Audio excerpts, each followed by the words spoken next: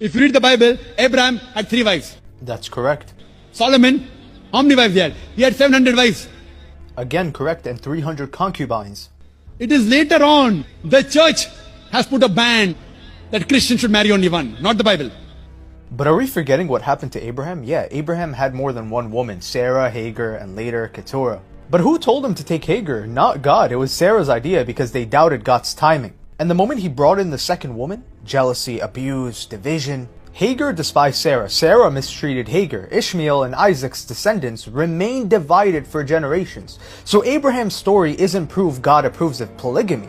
It is proof that adding more than what God designed breaks the house. Are we forgetting what happened to Solomon? Yeah, he had 700 wives, but before he ever did, God commanded kings not to multiply wives or they would turn the king's hearts away from God. So Solomon was like, alright, I'm going to completely ignore this. And what happened? His wives turned his heart to other gods. That's not God saying, go and take on 700 wives. That's God saying, look what happens when a man leaves my design. The Old Testament records polygamy, yes, but every single time it appears, the story goes dark. The Bible has always been honest about human sin, but recording it isn't the same as approving of it. Some Christians today cheat, some marry multiple people. Does that mean God allows it? Of course not. If God wanted polygamy as his design, he would have made Adam, Eve, Rebecca, Stephanie, Mary in the garden, but he didn't. He made one woman and said this, the two shall become one flesh, not 3, not 4, not 2.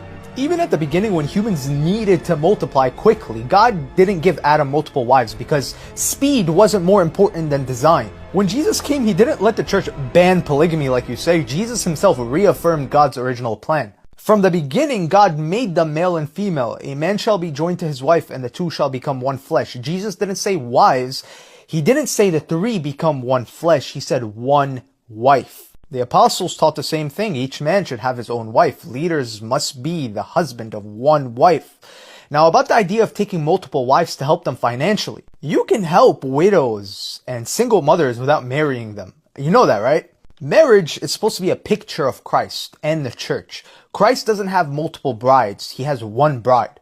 And truthfully, if your heart, body, and affection are divided among multiple women, your devotion will be divided too. And a divided heart can't fully belong to God or anyone else. There is absolutely no way you can love multiple people at the same time, especially when intimacy is involved equally. And Jesus taught us to live outside of this flesh, but through the Spirit. In order to connect to God, we must purify ourselves. Living through our flesh is not going to bring us to the purest form of creation.